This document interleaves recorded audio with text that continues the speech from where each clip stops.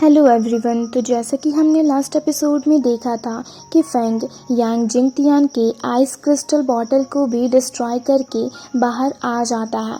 ये देख यांग जिंगतियान चौंक कर कहता है, तुम मेरे आइस क्रिस्टल बॉटल से भी बचकर बाहर आ गए। अब आगे हम देखते हैं फेंग यांग जिंगतियान के आइस क्रिस्टल बॉटल से बाहर आकर एक बहुत ही स्ट्रॉन्ग एनर्जी रिलीज करके अपने स्वॉर्ड को लेता है और उसके करंट पावर्स के ज़रिए यांग जिंगतियान पर अटैक कर देता है, जिससे वो ब्लॉक नहीं कर पाता और इंजर्ड हो जाता है।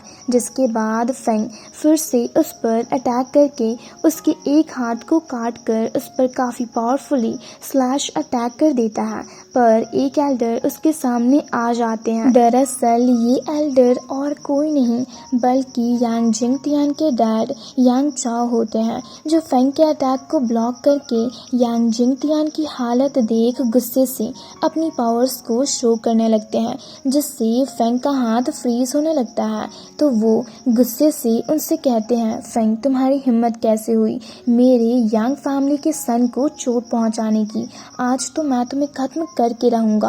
और ये कहकर वो गुस्से से फेंग पर अटैक करने जाते हैं, पर एल्डर जाओ डान लू उनके अटैक को ब्लॉक करते हुए फेंग के सामने आ खड़े होते हैं और यांग चाओ से गुस्से से कहते हैं, सेक्ट मास्टर के सामने तुमने पर्सनली बैटल एरिना में आकर कंपटीशन में इंटरफेयर करने की हिम्मत भी कैसे की? इसकी सज़ा तो तुम्हें ज़रूर मिलेगी। जिसे सुनकर यांग चाओ सेक्ट मास्टर को देखने लगता है, तो सेक्ट मास्टर भी उस पर गुस्सा करने लगते हैं। ये देख मास्टर यांग उनसे माफ़ी मांगते हुए यांग चाओ को माफ़ करने को कहते हैं। ये देख वहाँ खड़े बाकी एल्डर्स भी मास्टर यांग की बातों से एग्री करते हुए सेक्ट मास्टर को समझाने लगते हैं और यांग चाओ को माफ़ करने को कहते हैं। जिसे सुनकर सेक्ट मास्टर कहते हैं, ठीक है मास्टर यांग के लिए मैं इस मैटर को यहीं पर ख़त्म करता हूँ। और ये कहकर वो गुस्से से वहाँ से चले जाते हैं। ये देख मास्टर यांग चाओ से गुस्से से कहते हैं, तुम अब भी यहीं पर खड़े हो? जिसे सुनकर यांग चाओ यांग जिंगतियान को लेकर वहाँ से चला जाता है। जिसके बाद एल्डर जाओ डान लू फेंग को विनर अनाउंस कर देते हैं। ये देख सब काफ़ी खुश होते हैं। वहीं फेंग अपने मास्टर को याद करते हुए कहता है, मास्टर देखो मैंने इनर सेक्ट कंपटीशन में फर्स्ट प्लेस हासिल कर ही लिया। वहीं फेंग को देख जांग को काफ़ी ज़्यादा गुस्सा आ रहा होता है। जिसे देख फेंग एल्डर जाओ डानलू से कहता है, मास्टर मुझे जहाँ तक याद है फाइनल मैच का विनर किसी भी स्टूडेंट को चैलेंज कर सकता है, क्यों है ना? जिस पर एल्डर जाओ डानलू उससे कहते हैं, हाँ बिल्कुल, और वो स्टूडेंट तुम्हारे चैलेंज को रिजेक्ट भी नहीं कर सकता। जिसे सुनकर फेंग उन दोनों लड़कों को चैलेंज करता है जो हानियू को परेशान कर रहे थे। जिसे सुनकर वो दोनों डर कर वहाँ से भागने लगते हैं, पर एल्डर जाओ डान लू उन्हें भागने नहीं देते और उनसे गुस्से से कहते हैं, तुम्हारी इतनी हिम्मत कि तुम सेट के रूल्स को इग्नोर करो? मैं चाहूँ तो अभी तुम दोनों को यहीं पर ख़त्म कर सकता हूँ।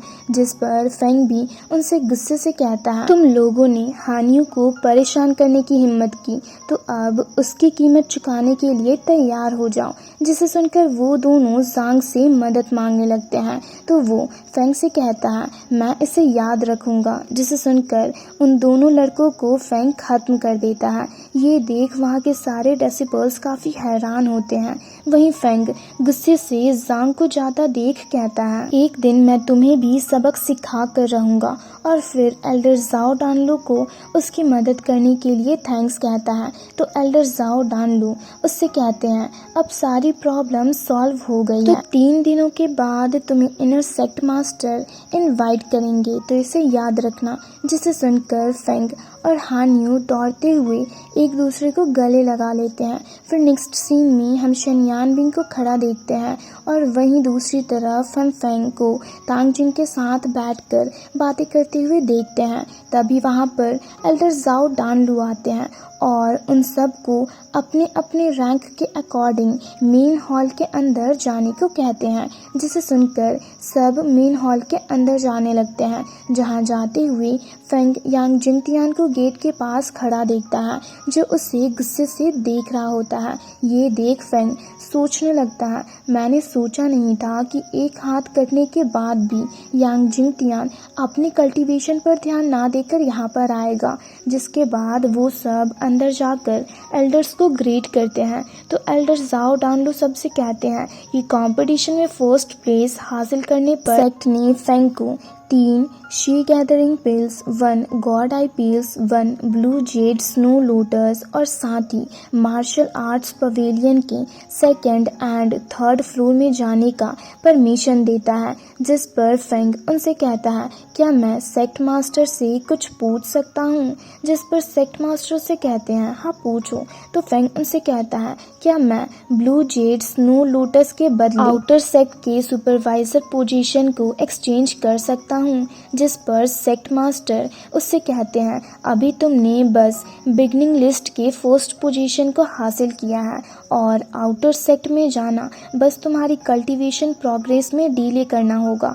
जिस पर मास्टर शू सेक्ट मास्टर से कहते हैं, इसके पीछे ज़रूर फेंग का अपना कोई पर्सनल रीज़न होगा, इसलिए आप इसे आउटर सेक्ट के सुपरवाइज़र पोजीशन को दे दीजिए। जिसे सुनकर सेक्ट मास्टर फेंग की बातों से राज़ी हो जाते हैं। तो फेंग उन्हें और मास्टर शू को थैंक्स कहता है। तभी एल्डर जाओ डानलू फेंग के साथ साथ बाकी विनर्स का रिवॉर्ड्स अनाउंस करते हुए कहते हैं कि तुम सबको एक फुल ऑरा वाला केव हाउस मिलेगा, पर सेक्ट वो तुम्हें डायरेक्टली नहीं देगी। और फिर उन्हें केव हाउस का मैप दिखाते हुए कहते हैं, क्योंकि उन्हें एल्डर्स के कोर डेसिपल्स ने ऑक्यूपाई किया हुआ है, तो अगर तुम उन्हें हराकर उसे हासिल कर लो तो वो तुम्हारी हो जाएगी। जिसे सुनकर सब कहते हैं ठीक है, और इसके ऐसा कहते हैं ये एपिसोड यहीं पर ख़त्म होता है। तो अगर आप लोगों को ये वीडियो अच्छी लगी तो वीडियो को लाइक और चैनल को सब्सक्राइब कर दें।